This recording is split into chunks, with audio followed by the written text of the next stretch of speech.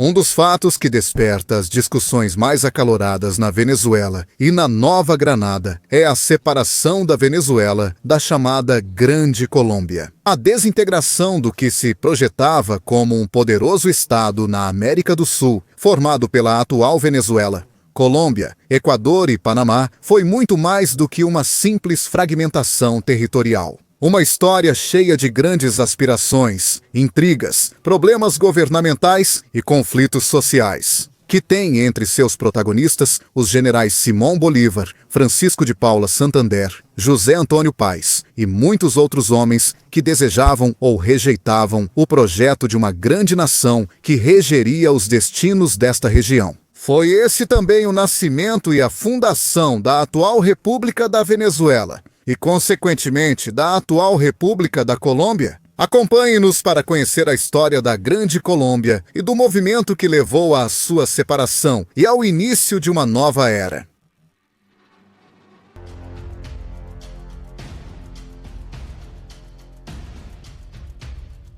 Para falar sobre a história da Grande Colômbia, primeiro precisamos fazer algumas ressalvas. A primeira delas é que a Grande Colômbia, na verdade, se chamava República da Colômbia. O termo Grande Colômbia foi criado posteriormente pela historiografia, para se referir àquele estado que existiu de 1819 a 1831, e que foi a reunião geográfica, militar e político-administrativa da antiga Capitania Geral da Venezuela, o vice-reinado de Nova Granada e as províncias de Quito e Guayaquil, e assim poder diferenciar aquele estado da atual República da Colômbia que conhecemos atualmente.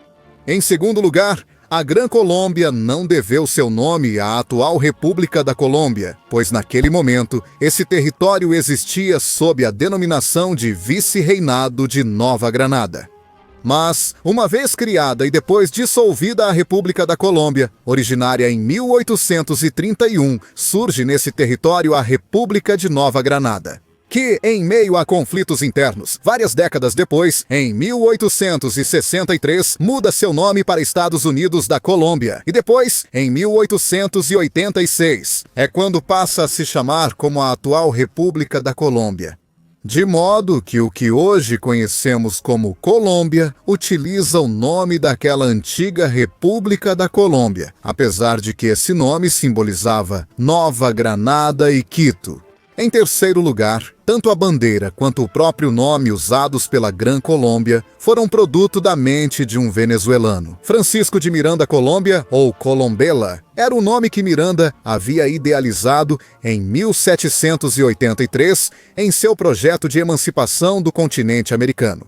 Isso em homenagem a Cristóvão Colombo, sob a ideia de que o antigo império dos espanhóis seria o novo império dos americanos ou colombianos, que para ele significavam a mesma coisa.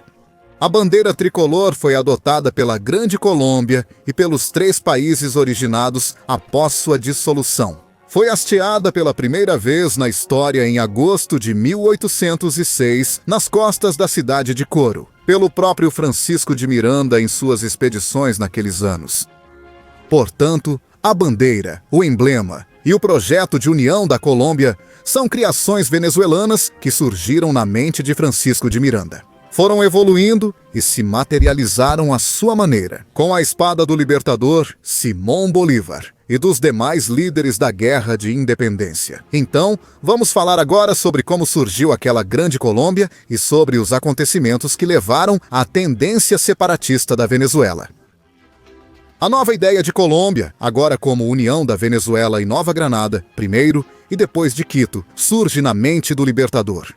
Durante os primeiros anos da Guerra de Independência, ao ver Simón Bolívar, como ambas nações perdiam em meio à anarquia e às discórdias civis, a independência que recentemente haviam proclamado, decide que era necessário uni-las como um só país, e assim consolidar uma união que lhes permitisse se defender e expulsar os realistas do continente. Assim ele demonstra pela primeira vez quando sai de Caracas em direção a Cartagena, após a queda da Primeira República da Venezuela, e publica em dezembro de 1812 seu célebre Manifesto de Cartagena, Nesse documento, Bolívar aponta que é indispensável para a segurança da Nova Granada e a reconquista de Caracas, e afirma que os realistas fariam tudo o que estivesse ao seu alcance para arrancar, abro aspas, as sementes e até as raízes da árvore da liberdade da Colômbia, fecho aspas.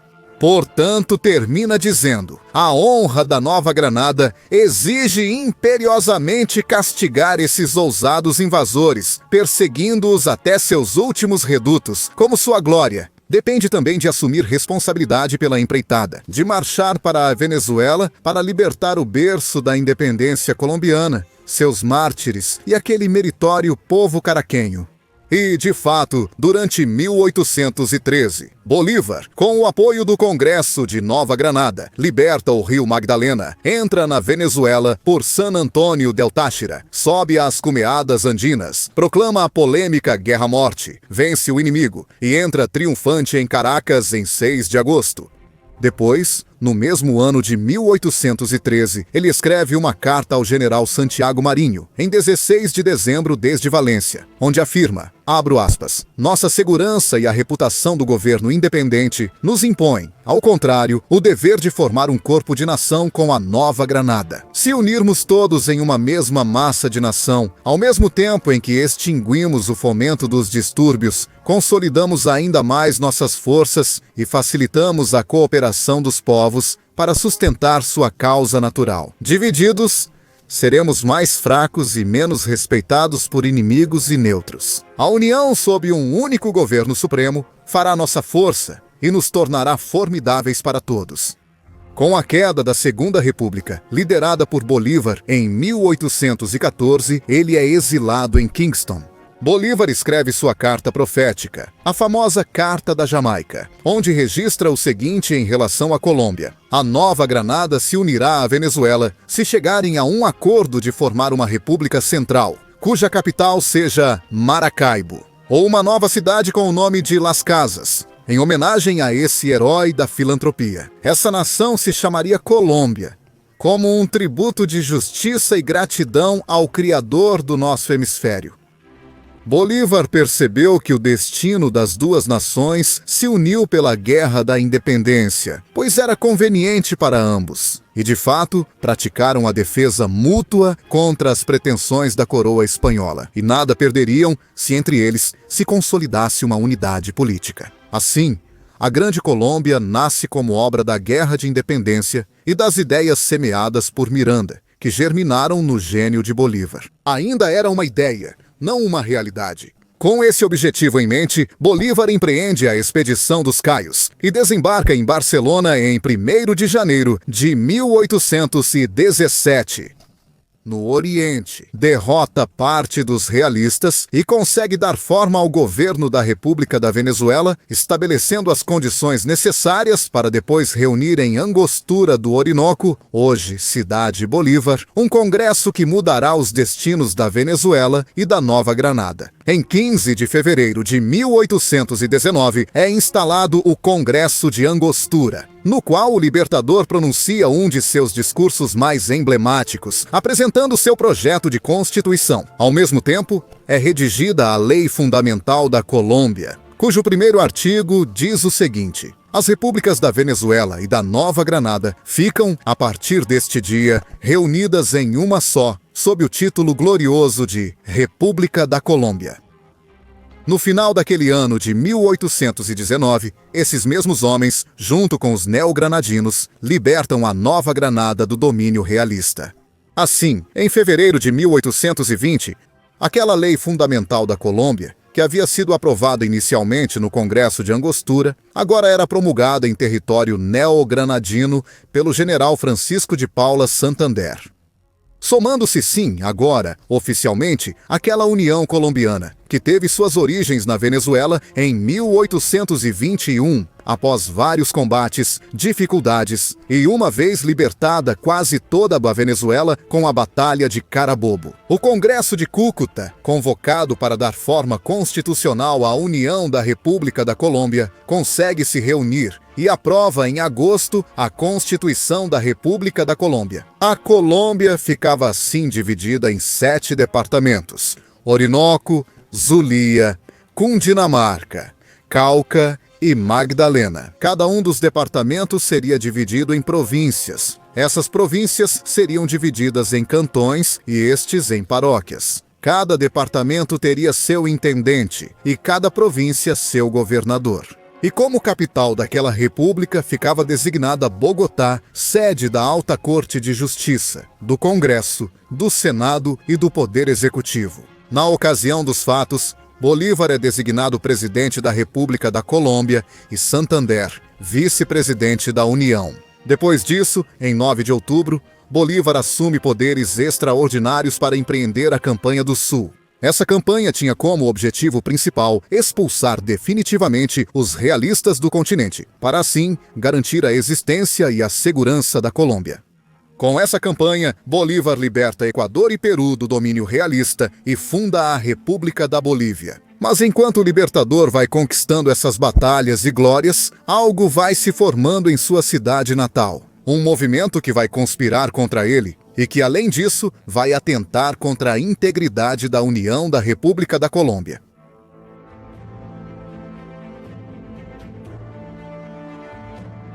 Desde o momento em que nasce, de maneira jurídica, oficial e de fato, a República da Colômbia, com a Constituição de Cúcuta, a municipalidade de Caracas se enche de conspirações e intrigas, e protestos em dezembro de 1821 contra alguns dos preceitos daquela Carta Magna colombiana.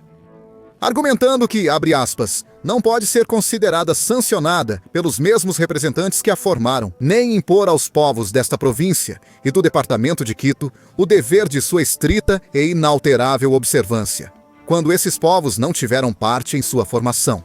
Assim dizia a ata do Cabildo. De qualquer forma, a ideia da República da Colômbia prevalece. E em 3 de janeiro de 1822, a Municipalidade de Caracas presta juramento à República da Colômbia e aceita aderir à forma político-administrativa que havia sido sancionada em Cúcuta.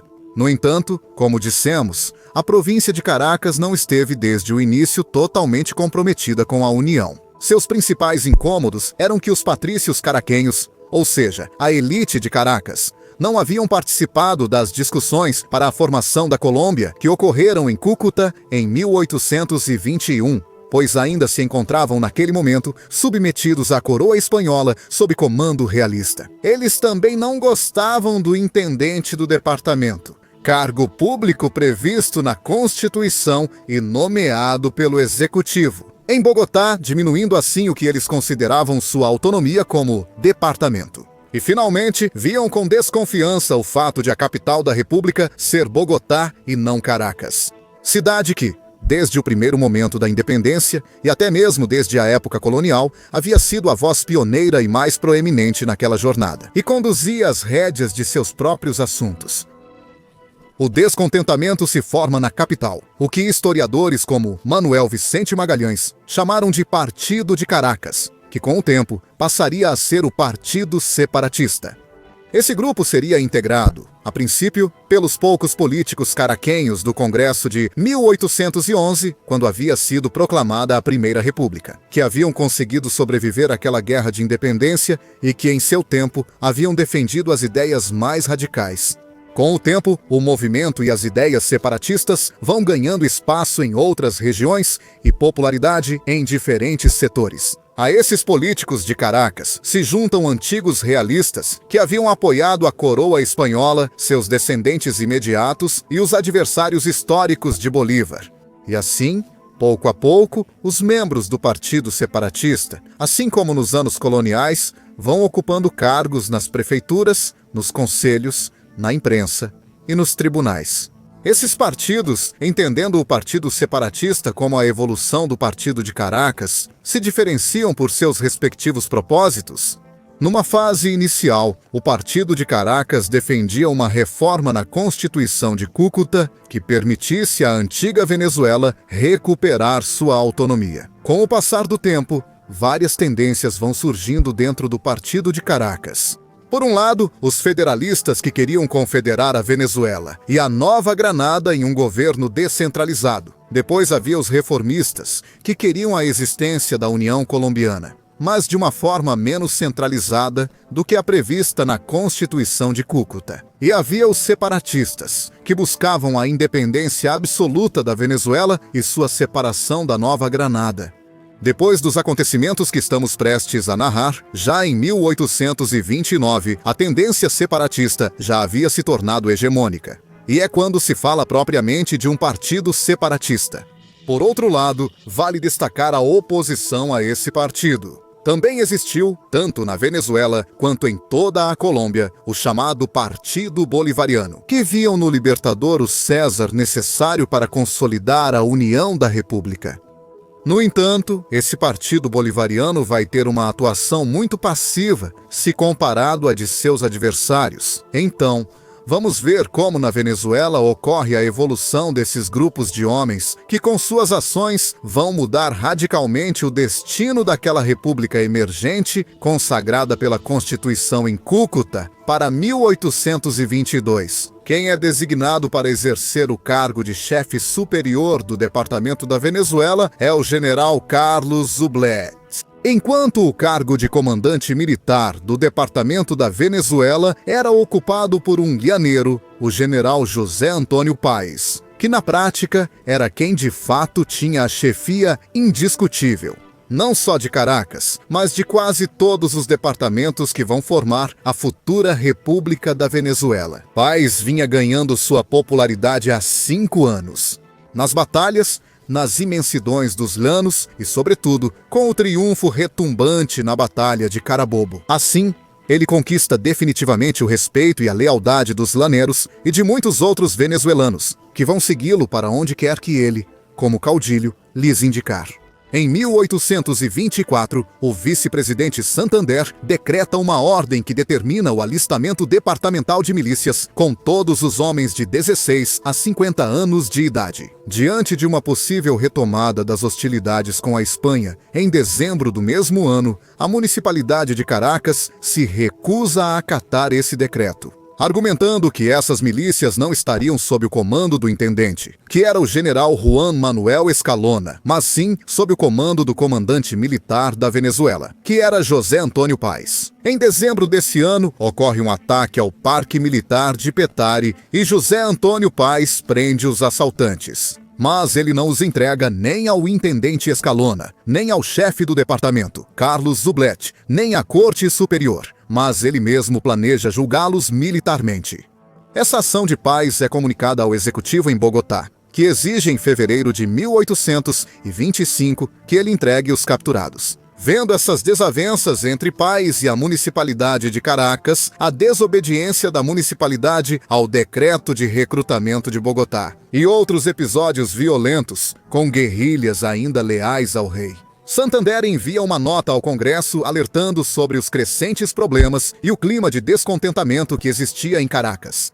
Ao mesmo tempo, denuncia a existência de um partido que tinha por objetivo, abro aspas, incitar em uma palavra o ódio da massa do povo contra as instituições, leis, Congresso, Executivo e toda espécie de autoridades, fecho aspas. Nesse sentido, usando faculdades extraordinárias dadas pelo Congresso, faculdades às quais os caraquenhos se opunham.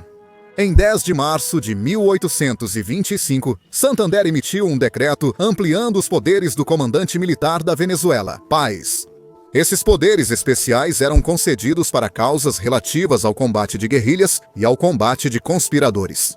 Que era quem, a princípio, deveria legalmente receber aqueles poderes especiais que foram conferidos a José Antônio Páez. A reação da municipalidade de Caracas não demora e eles encontram no decreto violações diretas à Constituição colombiana. Cabe ressaltar que, naquele momento, Páez e a municipalidade de Caracas tinham objetivos distintos, que não coincidiam entre si. A municipalidade de Caracas, embora não ousasse formar um movimento formal contra a União Colombiana, já demonstrava uma tendência crescente de realizar a separação. E quanto a José Antônio Páez, o caudilho ilhanero, pouco lhe importava se envolver nessas intrigas políticas, desde que mantivesse intacto seu prestígio militar e tivesse o exército sob seu comando, seja sob a bandeira da República da Colômbia ou da Venezuela. Nesse sentido, em 29 de dezembro de 1825, José Antônio Paes publica uma ordem para fazer cumprir o decreto de alistamento das milícias que havia sido decretado por Santander. Naquela época, esse decreto havia sido esquecido e não foi cumprido pela municipalidade de Caracas. Mas Paes fazia isso com o propósito de aumentar o número de soldados à sua disposição. Poucos foram os moradores que compareceram àquele alistamento, e o chamado foi renovado em 6 de janeiro de 1826, não comparecendo mais de 800 moradores. Essa situação enfurece Paes, que vê sua autoridade sendo vilipendiada pela prefeitura de Caracas e por outros políticos caraquenhos que estavam jogando contra o alistamento. Assim, ele ameaça os jornalistas que incitavam o descumprimento do decreto de alistamento e chega a insinuar a eliminação da liberdade de imprensa. Ao mesmo tempo, ele manda os batalhões Anzoátegui e Apure prenderem todos os cidadãos que estivessem nas ruas, com atitude suspeita. O intendente Juan Manuel Escalona, diante dessa situação, intervém e consegue que o alistamento das milícias fosse realizado de forma pacífica, no dia 9 de janeiro. Ao mesmo tempo, o intendente Escalona informa o executivo em Bogotá sobre o ocorrido. E a prefeitura de Caracas, ela se soma à queixa do intendente em relação à atitude de José Antônio Paes, dirigindo-se à Câmara dos Representantes da República da Colômbia. Tudo isso resulta na declaração do Senado da Colômbia. Suspenso do comando militar do Departamento da Venezuela, o general José Antônio Paes, em 27 de março de 1826. Santander, por sua vez, que lembramos, é o vice-presidente da República e o segundo no comando de Bolívar. Eleva a esse cargo o intendente Juan Manuel Escalona. E, além disso, convoca Paes para comparecer perante o Senado de Bogotá. Por suas ações em Caracas, José Antônio Paes cede tranquilamente seu cargo a Escalona e, por um momento, pensa em comparecer em Bogotá. De modo que, no que diz respeito ao que depois seria o movimento separatista da Cosiata, José Antônio Paes foi o primeiro. Uma peça neutra, entre aspas, que não defendia a separação da Venezuela, desde que tivesse seu braço armado sob seu comando. Na verdade, a princípio, ele era o alvo preferido para os ataques da prefeitura de Caracas. Qual a opinião sobre eles? Paes era uma espécie de funcionário a mais do governo de Bogotá. Mas todos esses acontecimentos vão criando, no general Paes, dois descontentamentos bastante marcantes. O primeiro será uma rejeição aos, abre aspas, jurisconsultos e letrados das municipalidades que, segundo ele, atuavam em detrimento dos militares. E a segunda rejeição será contra o vice-presidente, Santander, que não só nomeia o intendente. Escalona acusa Paes ao nomeá-lo comandante militar e depois o destitui, alegando também motivos técnicos para sua remoção. Além disso, era que ele havia feito cumprir o decreto de alistamento que o próprio Santander e Bogotá haviam promulgado e que a prefeitura de Caracas, na verdade, havia atrasado para cumprir. Na autobiografia, Paes recorda fatos de 1826, como, abre aspas, uma fase dolorosa para mim, cheia de lembranças que ainda me atormentam e que eu queria apagar da minha vida. Fecha aspas. O fato é que nessa época dolorosa, Paes tinha a intenção de comparecer ao Senado da Colômbia antes que isso acontecesse. Chega um homem peculiar, um daqueles mesmos letrados que ele rejeitava, para convidá-lo a desobedecer às leis da Colômbia e a não comparecer diante de ninguém. Na distante Bogotá, tratava-se do Dr. Miguel Penha, eminente jurista, advogado de notável participação na independência, com grande habilidade para o jogo político e reconhecido homem de intrigas e maquiavélico, como veremos. Como a influência que o Dr. Miguel Penha teve sobre José Antônio Paes será decisiva no desenrolar da separação da Venezuela da União Colombiana.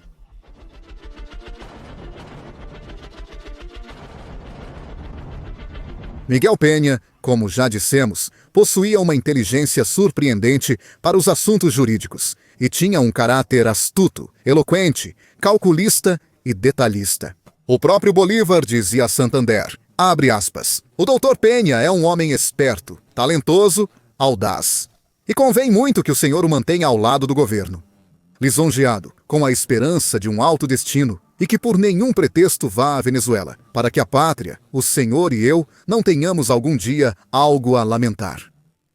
Acontece que o Dr. Miguel Penha havia sido membro da Alta Corte de Justiça da Colômbia, em Bogotá, entre 1821 e 1825. Mas, em razão de dois problemas ocorridos naquela época, a pedido de Santander, o Senado vai convocá-lo, acusando-o de desvio de fundos públicos e enriquecimento ilícito. Mas o Dr. Miguel Penha parte para Valência para não comparecer. O Dr. Penha e José Antônio Paes se encontram em Valência, onde o Dr. Penha, graças à sua habilidade cortesã, conquista o favor do Centauro dos Llanos e se torna seu assessor. Ambos vão se dar bem, entre outras coisas, devido à rejeição que Paes já tinha contra os jurisconsultos e letrados e contra o vice-presidente, Santander. E o Dr. Penha lhe oferecia a possibilidade de contra-atacar Santander. E tudo o que ele havia feito lá em Bogotá? Avançando para os fatos, em 27 de abril de 1826, a Prefeitura de Valência, cidade onde Paes estava residindo, se reúne em um cabildo extraordinário para discutir vários assuntos relativos à situação precária do exército. Por um momento, acreditou-se que o cabildo havia terminado, até que um dos membros do cabildo levantou o tema da iminente apresentação que o ex-comandante Paes teria que fazer em Bogotá. Diante disso, a prefeitura se questiona: seria possível suspender a destituição de Paes? Para isso, consultam os advogados José Antônio Borges, Jerônimo Windvoxel e Miguel Penha. E os três decidem que nada podia ser feito para reverter a destituição, assim como não era possível anular a ordem de comparecimento. Mas quando tudo já estava dado como encerrado, ocorre uma súbita onda de violência na cidade de Valência, presumivelmente orquestrada por aqueles que queriam consumar a rebelião. E, em meio à desordem, 3 pessoas acabam sendo assassinadas. E ocorrem múltiplos roubos e assaltos à mão armada. A situação de descontrole faz com que Paes apareça como aquele capaz de impor a paz e a tranquilidade. Portanto, no dia 30 de abril, o cabildo volta a se reunir, agora com a firme convicção de consumar a rebelião, argumentando o descontentamento do povo pela destituição de Paes como comandante. Para isso, o Cabildo de Valência convoca o governador da província, Dom Fernando Peñalver, para pedir que ele restabeleça Paes em seu cargo de comandante. Fernando Peñalver se recusa e repreende Francisco Carabanho, chefe do Estado-Maior e envolvido na conjura, para que cumprisse seu dever de manter a ordem e conter a conspiração que estava sendo conduzida por José Antônio Paes, Carabanho, chefe do Estado-Maior. E os demais conspiradores respondem a Peñalver com gritos e saem às ruas em direção à residência de Paes para levá-lo. Entre vivas, da municipalidade nascia formal e abertamente o movimento da Cosiata, com Paes presente na Câmara Municipal. Este aprova sua restituição ao cargo de comandante militar da Venezuela, e Paes, sem pensar 2 vezes, aceita novamente seu antigo cargo, jurando desobedecer às ordens que de agora em diante chegarem de Bogotá, por solicitação da Câmara Municipal de Valência, as municipalidades de outras cidades, como Maracay, Calabozo e até a de Caracas, que até há pouco era contrária à Paes por executar os decretos proclamados em Bogotá, acabam aderindo à sua nomeação como comandante militar da Venezuela, pois viam nele uma possibilidade de multiplicar suas influências na já crescente tendência separatista. Mas isso ele havia conseguido na medida em que também representava o interesse de advogados, jurisconsultos, letrados e a própria municipalidade de Caracas para consumar seus interesses, separar a Venezuela da Grande Colômbia, convertendo-se, sem necessariamente planejar, na cabeça visível do movimento La Cosiata, que buscava a independência da Venezuela da União Colombiana. Poucos dias depois, em 11 de maio, Paes, assessorado pelo Dr. Penha, comparece a uma assembleia em Valência, na qual se decide fazer um apelo ao libertador Simón Bolívar para que ratificasse Paes como chefe civil e militar da Venezuela. E assim, adiantar uma convenção nacional para ajustar a Constituição de Cúcuta aos costumes e situações da Venezuela. 3 dias depois, em 14 de maio, Paes presta juramento como comandante militar. E 15 dias depois, em 29 de maio, faz o mesmo juramento. na municipalidade de Caracas, na presença das autoridades do Departamento da Venezuela. Assim, Páez consegue a maior honraria na ordem republicana, o comando militar, que na prática era a força que mandava e que era capaz de fazer vencer ou derrotar qualquer movimento político naquela região.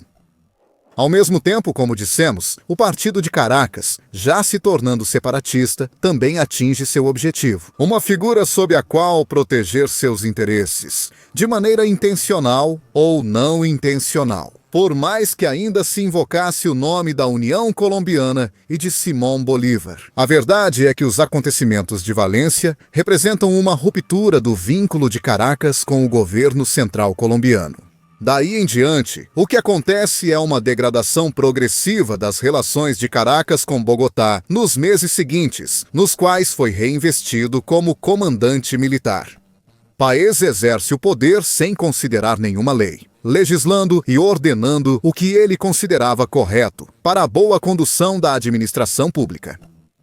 Aconselhado de perto pelo Dr. Penha, em 2 de outubro de 1826, a Municipalidade de Caracas se reúne e decide apressar a formação daquela grande convenção constituinte da Colômbia.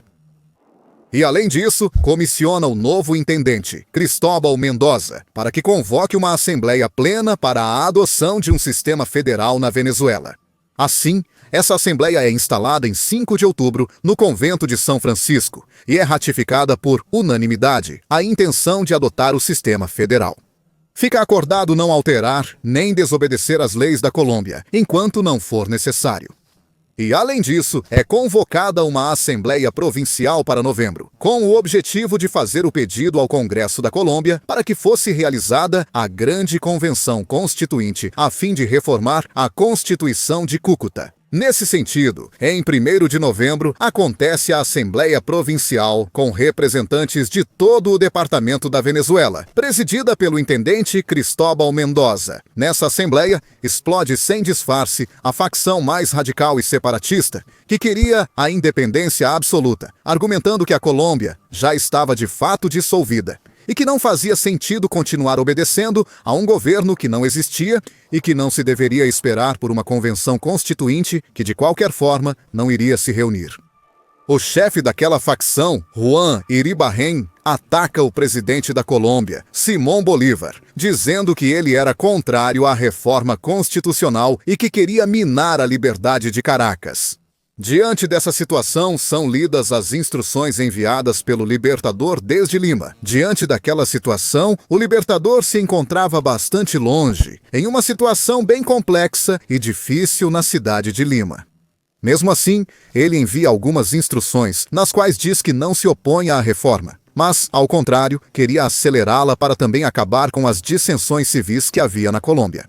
Isso acalma os ânimos da Assembleia Provincial, que decide finalmente encaminhar pacificamente uma representação ao Congresso da Colômbia, com o objetivo de que ela ocorresse e participassem da Convenção Constituinte. Mas os mais adeptos à independência absoluta e à separação da Venezuela da Colômbia não ficam satisfeitos e decidem constituir uma Assembleia Popular em Caracas no dia 7 de novembro, para exigir uma federação venezuelana sem consultar o governo. Em Bogotá, José Antônio Páez, acompanhado do Dr. Penha, intervém naquele debate. E lembra que no dia 30 de abril havia jurado que não obedeceria nenhuma ordem de Bogotá e que manterá seu juramento. Ao mesmo tempo, diz que se o povo de Caracas estava decidido a iniciar a separação definitiva, ele não seria obstáculo. Esta Assembleia Popular decide que Páez deveria ter organizado os colégios eleitorais previstos na Constituição de Cúcuta para formar o Congresso Constituinte venezuelano. Com a intenção de separar formalmente a Venezuela da Grande Colômbia, José Antônio Páez decreta que, para o dia 10 de dezembro do mesmo ano de 1826, os colégios eleitorais deverão se reunir para começar as sessões em 10 de janeiro de 1827. Mas, ao chegar dezembro, explodem diversas escaramuças violentas entre os separatistas mais radicais e os bolivarianos, que ainda defendiam o projeto da União Colombiana. Os bolivarianos viam nos membros das municipalidades de Caracas e de Valência uma traição direta ao libertador Bolívar. À medida que esses conflitos se intensificavam, o país se encontrava às portas de um possível conflito ou guerra civil. Mas, em meados de dezembro de 1826, chega a notícia de que Simón Bolívar, consternado com a situação da Venezuela, já estava fazendo preparativos para ir até Caracas, para resolver aqueles conflitos. Ao saberem em Caracas da chegada do libertador, os separatistas interromperam suas assembleias e os simpatizantes da separação da Venezuela, como José Antônio Páez, ao contrário, se apressaram em celebrar a iminente chegada de Bolívar ao país.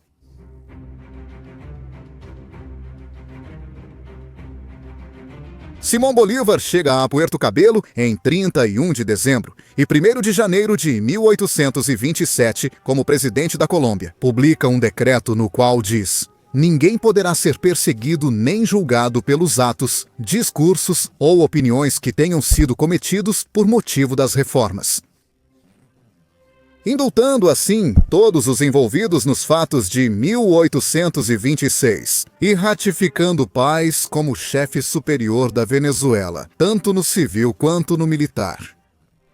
Para esse efeito, Páez, sempre aconselhado pelo Dr. Penha, emite de Valência um decreto no qual estabelece que a partir deste momento fica reconhecida e será obedecida em toda a sua extensão a autoridade de Sua Excelência, o Libertador, na qualidade de presidente da República, em 13 de janeiro. Alguns dias depois, a cidade de Caracas recebe novamente Bolívar e são celebradas festas, oferecendo banquetes em homenagem ao retorno do filho mais ilustre de Caracas. Na Venezuela, a situação era muito precária por onde quer que se olhasse. Por isso, Bolívar se dedica energicamente, desde o governo, a atender todo tipo de assuntos. O historiador José Gil Fortul diria que a união da Venezuela com a Nova Granada foi, abre aspas, mais motivo de atraso do que de progresso. A agricultura estava destruída.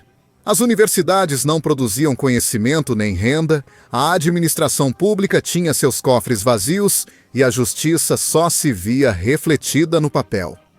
Bolívar, como pode, tenta remediar alguns desses problemas. Mas muito em breve, em julho, para tratar de outros assuntos, precisa sair da Venezuela para nunca mais voltar a pisar em sua terra natal. Chamam de os outros problemas da Colômbia, que cresciam cada vez mais e levavam o Estado à anarquia. O movimento separatista da Cosiata não foi o único fator que refletia essa desintegração da Grande Colômbia. Outros acontecimentos de diversas naturezas foram contribuindo para o falecimento prematuro da União Colombiana em janeiro de 1827. Nos departamentos de Quito, Guayaquil e Azuay, explodem algumas escaramuças e revoltas que desconsideram as leis colombianas e que diziam aceitar apenas a autoridade de Bolívar, caso ele não convocasse o tão aguardado Congresso Constituinte ou Grande Convenção. Segundo a linguagem da época, eles iriam se constituir como estados de forma independente. O Congresso da Colômbia, assim como Bolívar fez com a Venezuela, oferece indultos e busca remediar a situação com esses departamentos para fazer com que obedeçam à sua autoridade em meio a essa situação de crescente anarquia, enquanto Bolívar ainda estava acalmando os ânimos na Venezuela. Em fevereiro de 1827, Bolívar decide enviar sua renúncia como presidente da Colômbia ao Congresso. E embora os partidários de Santander no Congresso tentem aprovar essa moção, o Congresso rejeita a renúncia e Bolívar continua sendo presidente.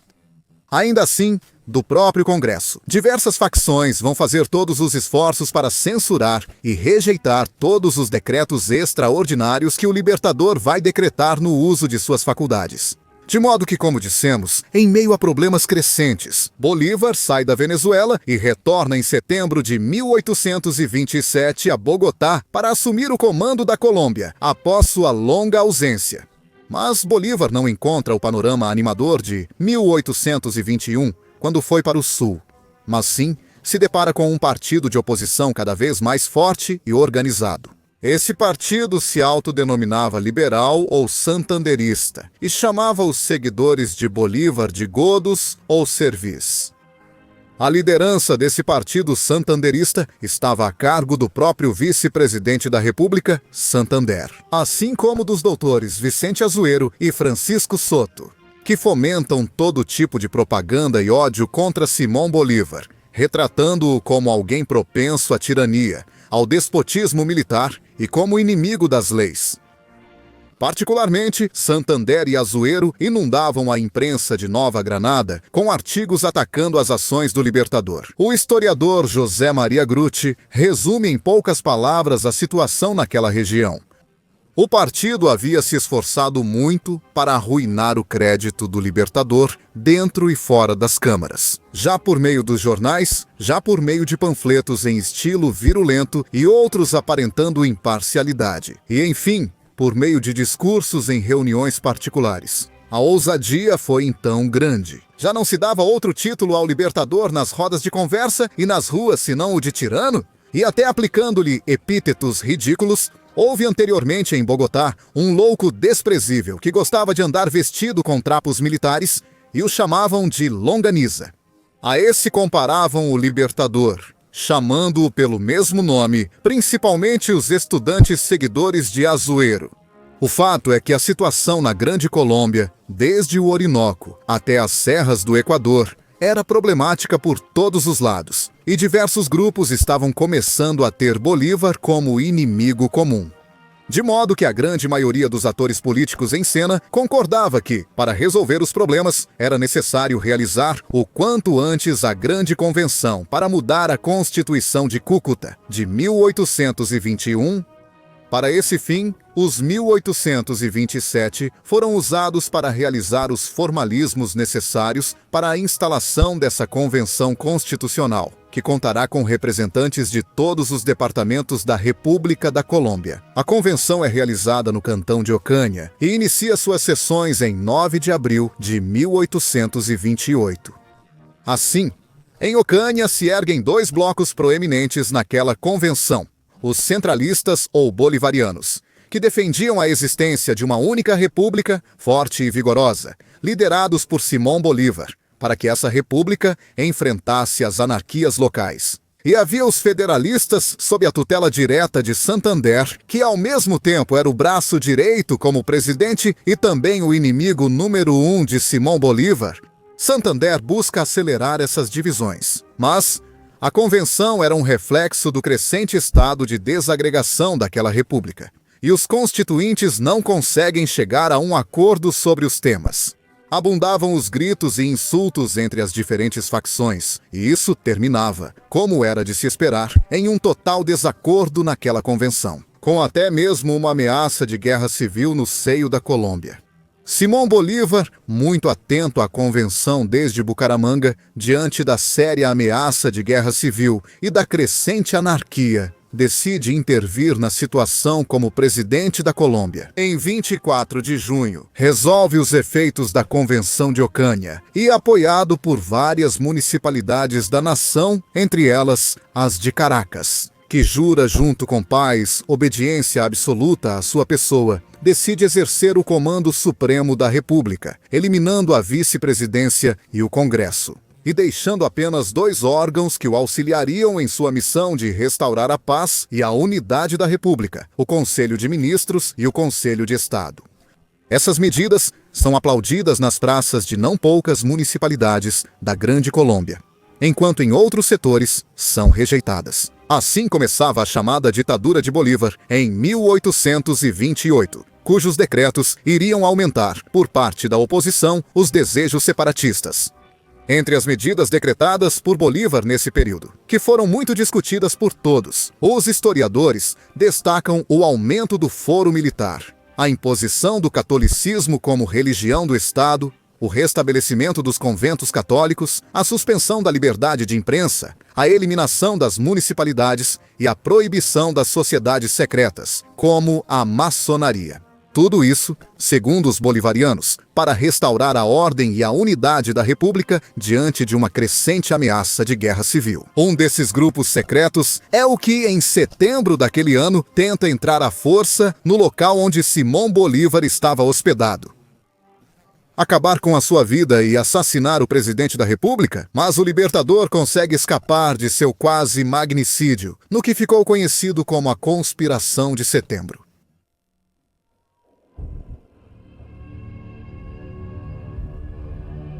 Enquanto a oposição neogranadina agia contra Bolívar, chegou a tentar assassinar o chefe de Estado.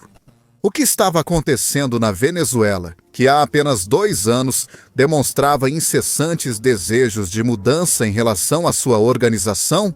O fato é que, nesses dias, aos venezuelanos só interessa o que possam fazer em favor de sua autonomia local, sob a bandeira da Colômbia ou não. À primeira vista, parecia contraditória em relação à postura de 1826. Mas a verdade é que, com Bolívar como chefe supremo da União, sem Congresso e sem municipalidades, pouco se podia fazer formalmente para mover os fios em prol de uma separação. Assim, após o fracasso da Convenção de Ocânia ser anunciado, eles apelam para reconhecer a autoridade suprema de Bolívar, esperando que dele pudessem obter essa autonomia que tanto desejavam. Antes do fim de 1828, os neogranadinos José Hilário Lopes e José Maria Obando já haviam se levantado em Popayán. Além disso, havia uma guerra com o Peru devido à invasão do território colombiano. A essa difícil situação bélica se somava a situação econômica da Colômbia, que apesar dos empréstimos e das dívidas, sua instabilidade política impedia um desenvolvimento agrícola, industrial e econômico adequado. Em dezembro de 1828, Simão Bolívar marca para 2 de janeiro de 1830 a realização de um novo e próximo Congresso Constituinte e ratifica sua ditadura. Até que esse Congresso fosse instalado, começava assim um fatídico ano de 1829, que não transcorre em absoluto em paz. A guerra com o Peru ainda não havia terminado, quando estourou outra insurreição, desta vez liderada por José Maria Córdoba, em Antioquia. O Peru é derrotado, assim como a revolta de Córdoba em Antioquia. Apesar de tudo, a ditadura de Bolívar se estabiliza relativamente. Por isso, abre-se um pequeno espaço para poder pensar na forma constitucional e política que seria adotada ao final dessa ditadura de Bolívar. Isso faz com que sejam retomadas as disputas entre federalistas, centralistas e até alguns que pretendiam, para alcançar a ordem na Colômbia, que se estabelecesse uma monarquia. Para isso, são realizadas assembleias populares e congressos por toda a Colômbia, para que cada uma delas apresentasse suas propostas ao Congresso Constituinte.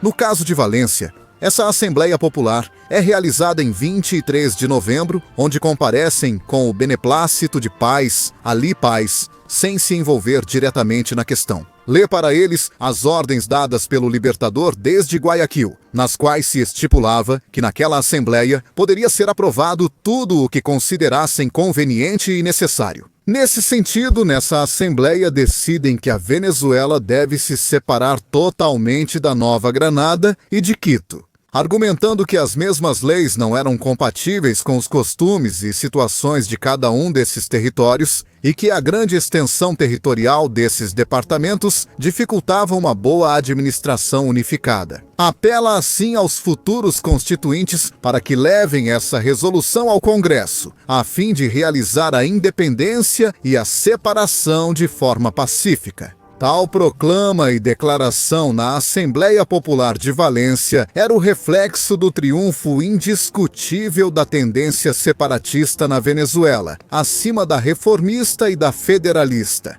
Era, além disso, a prova cabal da derrota de Bolívar. Na Venezuela, o que começou em Caracas, em 1821, havia se formalizado agora em Valência, mas também deveria terminar necessariamente em Caracas, naquele turbulento ano de 1829. 2 dias após a Assembleia de Valência, em 26 de novembro, a Assembleia Popular, realizada no convento de São Francisco de Caracas, decide pelo desconhecimento da autoridade do general Bolívar. Segundo, manter relações pacíficas e amistosas com os departamentos do centro e sul da Colômbia. Número 3. A pronta formação de um Congresso Constituinte que integre os departamentos da antiga capitania da Venezuela. Número 4. Elevar o general José Antônio Páez como chefe superior de todos os departamentos venezuelanos. Em dezembro, uma campanha contra Bolívar começa na Venezuela. E circulam pelo litoral central todo tipo de panfletos e jornais atacando a figura de quem há pouco proclamavam como libertador. Depois, em 27 de dezembro, a Assembleia do Convento de São Francisco, em Caracas, ratifica aquela resolução de 26 de novembro e acrescenta uma cláusula sobre a separação imediata, absoluta e inegociável da Venezuela da União Colombiana. A decisão já havia sido tomada. Só faltava que fosse ouvida pelo libertador. Como Simão Bolívar havia previsto em 1828, o novo Congresso Constituinte começa a se reunir em janeiro de 1830 em Bogotá. Apesar de que a separação da Venezuela já era praticamente um fato consumado, Simão Bolívar acreditava que ainda poderia haver uma reconciliação pacífica nesse Congresso. Para esse fim, Simão Bolívar tenta viajar para Mérida para conversar com José Antônio Páez, mas o Congresso lhe proíbe. E, em seu lugar, são realizadas em abril as conferências de Cúcuta, que era o ponto fronteiriço entre a Venezuela e a Nova Granada, e a fronteira que José Antônio Páez havia imposto aos comissários de Bogotá da União Colombiana para que não passassem dali. Os comissários de Bogotá foram com a intenção de oferecer um acordo amistoso em que a Venezuela continuasse sob a República da Colômbia, enquanto os comissários venezuelanos iam explicar e justificar a independência absoluta e a separação daquela união. E assim como na Convenção de Ocânia, as conferências de Cúcuta entre ambos os grupos foram infrutíferas e terminaram em 22 de abril de 1830. Bolívar havia renunciado à presidência da República em março, como havia sido estipulado no início de sua ditadura, e esperava que o Congresso terminasse uma nova Constituição para oferecê-la aos venezuelanos como uma última tentativa para que a independência. Mas os venezuelanos rejeitam essa Constituição em maio, pois já tinham data marcada para a reunião do Congresso Constituinte venezuelano, que escolheria uma nova Constituição somente para a Venezuela. Assim, em 22 de setembro, é oficialmente sancionada a Constituição do Estado da Venezuela de 1830, cujo artigo número 5 diz o seguinte: o território da Venezuela compreende tudo o que antes da transformação política de 1810 se denominava Capitania Geral da Venezuela. Nascia assim, dessa forma, a República da Venezuela, que continua existindo até os dias de hoje. E ficava oficializada sua separação da República da Colômbia, que havia nascido no Congresso de Angostura em 1819, e Simão Bolívar vive o suficiente para ver o desmembramento de sua obra. Ele chora o assassinato do Marechal Sucre, que para ele era a última esperança de reconciliar os colombianos. Ele sofre com as inações do governo de Bogotá, vê com seus próprios olhos o desaparecimento de sua fortuna e depois adoece gravemente no final daquele ano, sendo obrigado a se retirar para Santa Marta, para morrer em 17 de dezembro de 1830 e para morrer também com ele a ideia da União Colombiana, um projeto ao qual ele dedica nada menos que as últimas palavras de seu testamento, que diziam: se a minha morte contribuir para que cessem os partidos e se consolide a união, eu descerei tranquilo ao sepulcro. Quanto à paz e autonomia absoluta da Venezuela, verão seu projeto realizado, embora diante de si tenham uma nação sem indústria, sem agricultura, muito agitada social e politicamente, e sem leis. De modo que caberá a paz, como o chamou o historiador Tomás Polanco Alcântara, ser o fundador da República, criar instituições, organizar a fazenda, fomentar as belas artes e ser, em uma palavra, parte dos destinos do país até meados do século XIX, até hoje permanecem os aplausos ou as melancolias pela desintegração do projeto, que deu origem à nova tradição política de uma Venezuela independente e uma nova Granada, depois chamada de Colômbia Independente. Para alguns, o projeto da Grande Colômbia era inviável. Para outros, era a única forma de criar um Estado forte, capaz de negociar de igual para igual com outras nações. Alguns apontam que aquela Venezuela, sob a Grande Colômbia, não ocupava o lugar que lhe cabia na União, enquanto outros afirmam que havia interesses autonomistas dos venezuelanos que não iam aceitar ser governados por mais ninguém. O fato é que, além das pretensões e ações individuais, essa separação foi um processo orgânico no qual intervieram múltiplos fatores e que, em última instância, separou os destinos da Venezuela dos da Colômbia. Um projeto de país que havia se tornado impraticável e que foi dissolvido para que depois pudessem constituir seus próprios destinos. Muito às custas de ter sido esse projeto fracassado, obra do maior de seus filhos, o libertador Simón Bolívar. Muito obrigado a todos por terem assistido a este vídeo. Lembro que vocês nos dão um grande apoio. Comentem, curtam, inscrevam-se no canal, compartilhem o vídeo e ativem o sininho para receber notificações. Falou com vocês, Reinaldo José Carrillo Vilches. Isto é a Nova Enciclopédia. Como sempre, agradecemos todo o seu apoio e muitas bênçãos para todos.